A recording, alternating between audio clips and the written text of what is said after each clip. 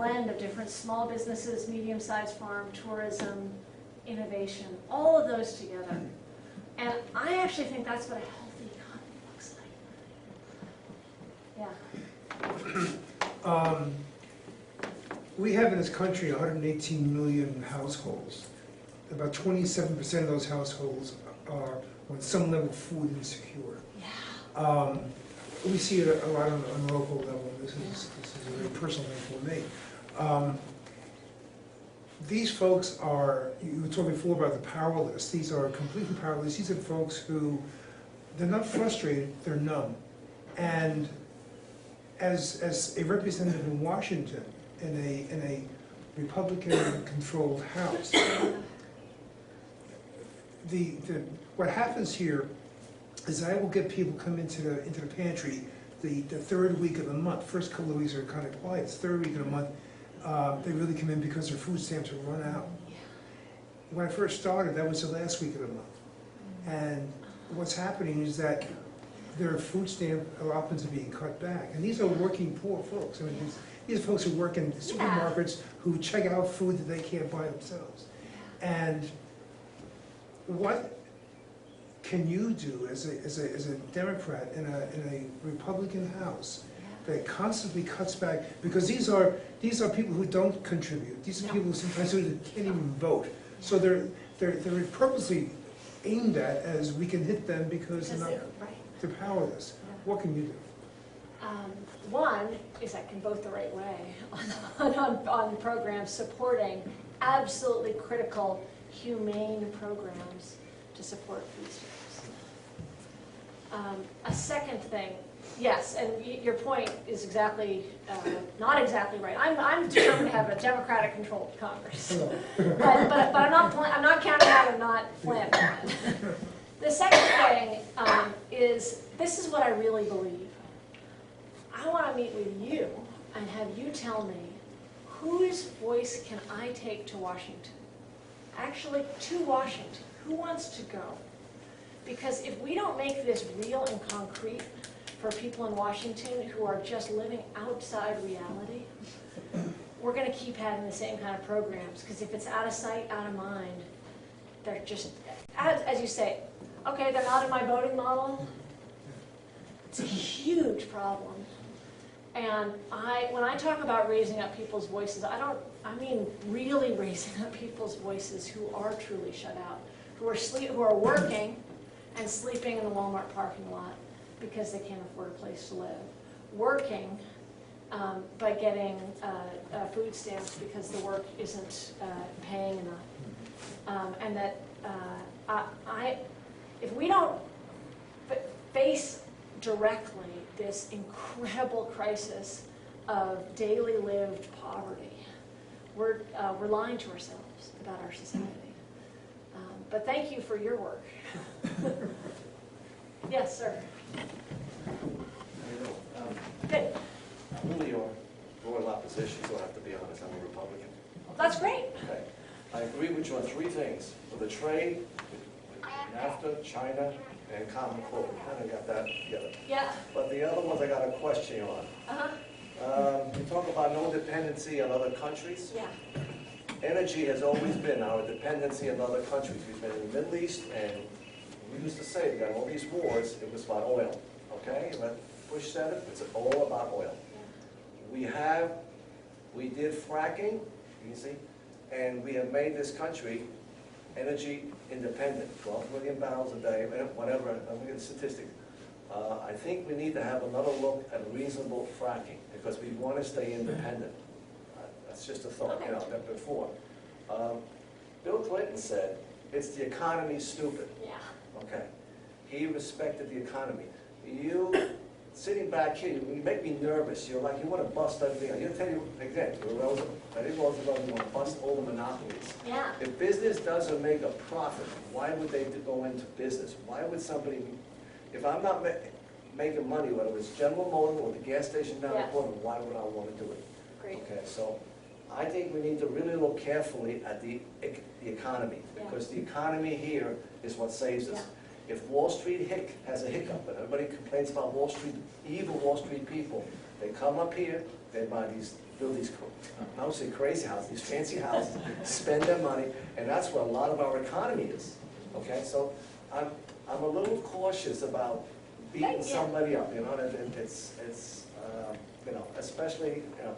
Now, for instance, the pension funds are all dependent, most of them are dependent on the economy.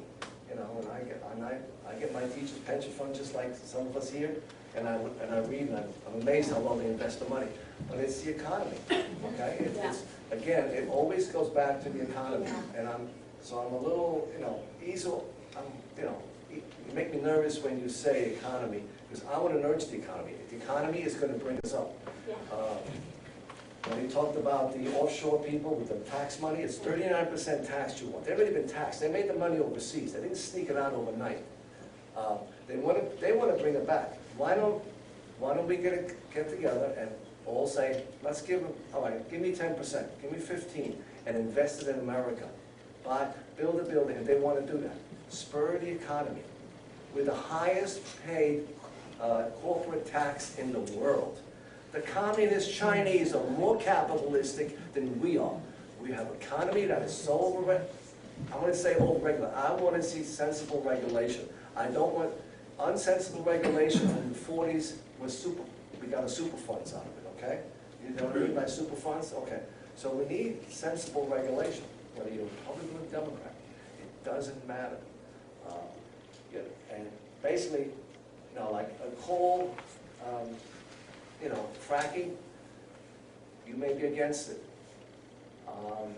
One of the reasons we have reduced our pollution, we're number 2 in polluting the world, not number 1, is because we're using natural gas and we've gone away from coal. That's not true. You know, It actually releases more greenhouse gases than coal. That's all I'm saying to you. You know, but basically, it's the trade. I make a suggestion to you. Let's do something with the Chinese. Okay, if they bring in a shoe that is made in a Chinese factory and doesn't meet the United States federal emission or safety standards, you pay the difference. So these people over there in China don't work under substandard conditions. They should be all over. If you care about the people, and President Obama goes about, you know, all the countries getting together about reducing pollution, yet they have already said, we're not stopping. We're going to use coal, and we're going to build coal.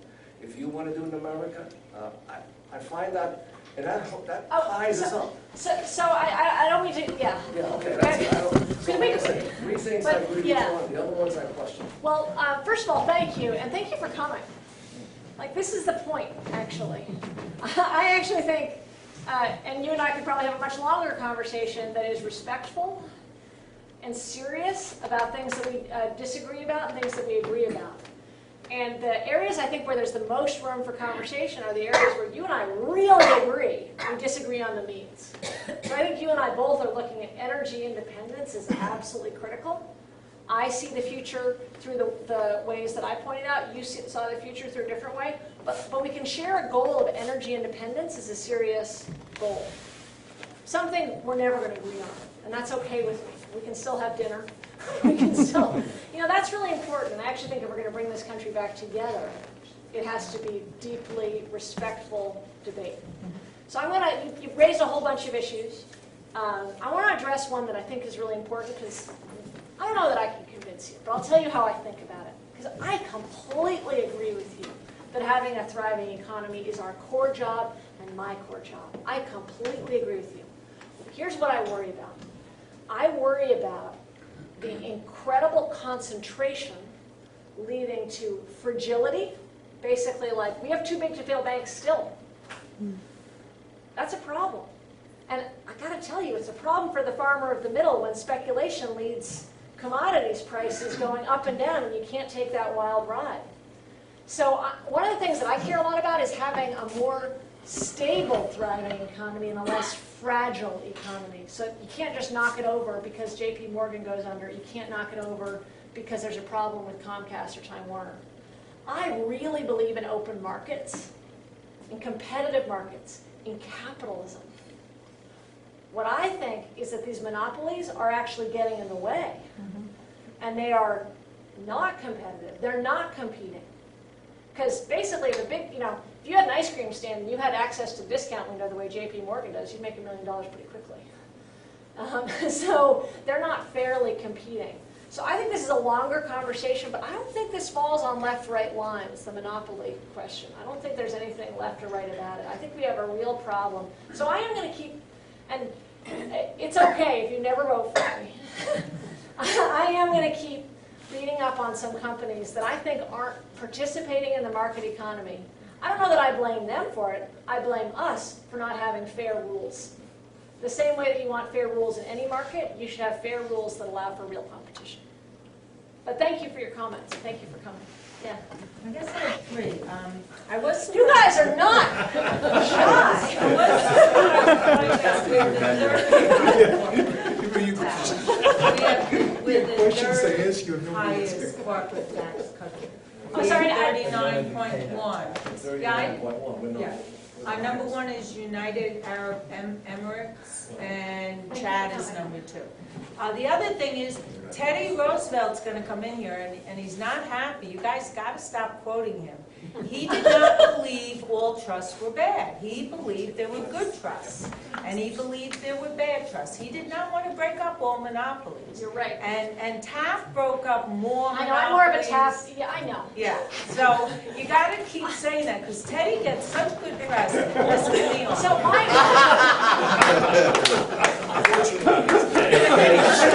Getting started. So what's your name? Cassie. Cassie. Okay. So this is so funny because I actually can't. Have I not said this privately? Yeah. I'm like, Teddy Roosevelt gets all the credit, but it's really FDR and Taft. Yeah, poor Taft. Yeah. Communicate. But you'll forgive me if I use shorthands. Yeah. Because, you know, besides believing in education, one of the things I really care about is history.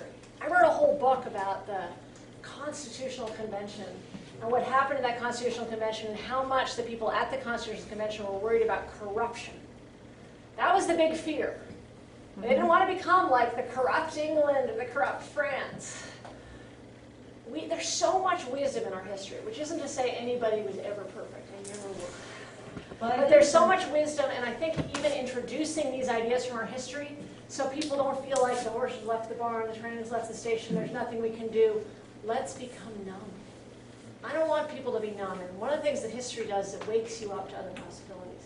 But you're right that it was more Taft. Well, the other Teddy thing started. is, when it comes to education, New York Yeah. State, because my husband and I, between us, have like 65 years of teaching. Okay. I thought you were about to say And so- between you and 65 children. No, God only gave us one, and she got a horrible education. So, you know, what did we do? But anyway, New York State, though, if you look at, I'm a history teacher. Oh, great. So if you look at K through 12, U.S. history or social studies in New York State, we have a great, great program. And, you know, in kindergarten, you're learning economics. Yeah. What do you need? What do you want? I mean, it's great. But I think my husband and I were most frustrated is we tried. We weren't the best teachers in the world. We tried. But you're working alongside some teachers that aren't trying. And if they don't have a state test, you know what they think? I can teach what I want. And, you know, as a Regents teacher, I loved it because I wasn't self-employed. I had the state as my employer. I had a syllabus. I built a curriculum around it. I knew what my kids were supposed to know and made things that I'm trying to get across. And then I had other teachers that had no state tests, and frankly, the administrators are not, I mean, the teachers are held so accountable, but administrators, no offense, John, are not held as accountable.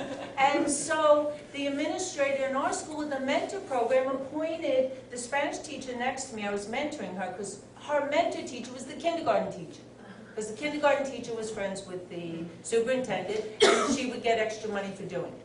There was no yeah, but there's no accountability for administrators. And, you know, if there's a teacher, I had an administrator, I was president of the union, I went in and I said, listen, you and I know this guy, let's call him John Smith, is a great guy, and he's trying so hard. He will never have classroom management. And he's never going to make it. And if you give him tenure, you're going to frustrate the hell out of his life. But the administrator, oh, but he's such a nice guy, you know, I Okay. have to. And I go, great, okay, whatever, I'm just saying. And he got tenure, and this guy should not have been in the classroom. Now who, and then they say, well, tenure, teachers shouldn't have tenure. Well, that's not the issue. The issue is how that teacher get tenure. Okay, so, again, you raised a whole bunch of different issues in there, but I think I don't know how far apart we ultimately are. We might be though, which is fair. Yeah, we might. And I respect your position. But I what, don't teach them. okay, I don't mean your other position. But what I see is that what's happening with testing, the overall effect of the testing regime is deeply demoralizing, making it extremely hard to recruit teachers, keep teachers. The average length of teachers is long. That isn't to say that everything was perfect 50 years ago or 20 years ago, but that this silver bullet effort is not working.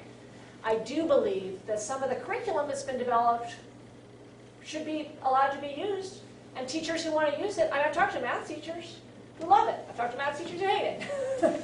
But it's a great resource if it's a resource, which is very different than a testing regime that comes from above that is not part of pedagogy. But I understand where you're coming from. Yes, sir. It seems like our government anymore is button heads. We don't want to work together, so, a group of Republicans come up with this idea. I had this image when you said this of button heads. And then vice versa, the Democrats say this, group of Republicans say no. Yeah. What can you do, or what can we do as a country to work together again? Because it's not, we have all these wars and everything going on all over the world, and here at home we have this political warfare going on. Right. And we're basically just fighting each other. Okay. So in the end, we all, I imagine, I hope we all want the same thing. So, I guess, what could you say that you would do Yeah. Well, about that? I'm a little old-fashioned this way. I think just being nice, being gracious, and being respectful I don't see that much anymore. is really important. And that's not a solution, but that is something that is important to me. And I will work with anyone, even if we deeply disagree, and respect them. The second is we have to change the way we fund elections. Because if you want me to go be working with Congressman Lee, who I easily could work with on rural issues or different issues, Republican, I can't be spending all my time talking to rich people. If you actually want the time to sit down and have a cup of tea, have a dinner with my Republican friend, no, you're not offering? it'll be American beef. Fine if you pay. It'd be good to keep it hush But hush. that requires a space to do that in Washington that simply doesn't exist. So I don't see gridlock as a problem here and corruption as a problem here. I think gridlock and corruption are part of the same problem, which is that big money is getting in the way of people who have genuinely, real deeply held different beliefs, but both care about good jobs, dignity, innovation, growing, moving forward, not getting stuck, right? We do care about a lot of the same things. But we need the space to do that. And if you're spending half your time raising money, you're not. Yes? The people who you're talking about who are spending 30 to 70% of their time Yeah. raising money from people with money, Yes. they have the power to change the system. They're the legislators. Yeah.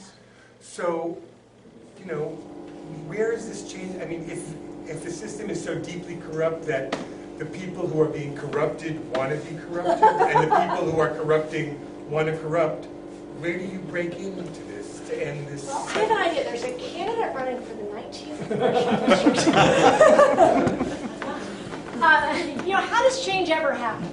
Where's my history teacher? Okay. I'll tell you a place that it's citizens, it's small groups of citizens coming together. I'll tell you a time that gives me a lot of hope. 1890s. Think how you would have felt in the 1890s guys. How are you gonna get this corrupt Congress and state legislatures to ever change? Think how you would have felt as a suffragist. And you've been decades now talking about the right to vote. How are we going to get the men who are in power to ever support something to give up some of that power? It can happen, but the only way it happens is by people standing up. And you never know when or how, but you know you're never going to win a fight you're not in. And so I'm going to be in those fights. I think we got to go now. Yeah. Okay, or do we not have to go? I'm happy to. We probably one more question, but we've got an early labor rally to get to. Okay, yes. Yes, sir. Question, where do you stand on term limits and career politicians? Yeah, I support term limits. I think we need, I support term limits, and we have a real problem with people leaving Congress to go to become lobbyists.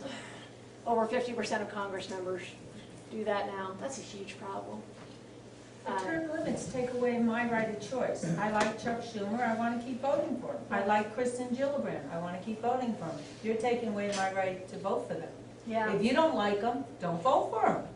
Yeah, I actually think that we need some fresh people in office right now, and that need is greater. Because we've got both in Albany and in Washington. Doesn't that tie in with the constant campaigning they do?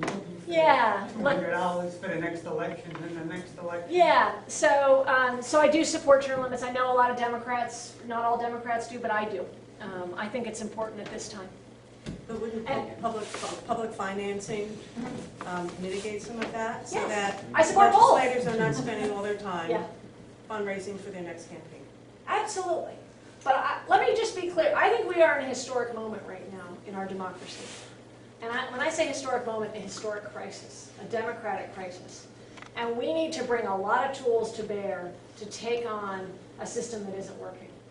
So again, I know I may not agree with you on term limits, but I see the combination of public financing of elections and term limits and overturning Citizens United as all being part of moving forward and out of this stuck, gridlocked, broken system that we have right now.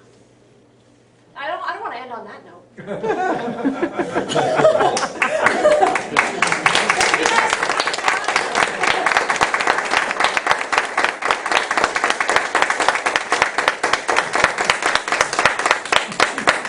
Thank you so much for coming. Thank you. And thank you all for your great questions. Yeah, you guys were 3-part questions every question. I'm going to call it 3-part Arkville. Thank you guys.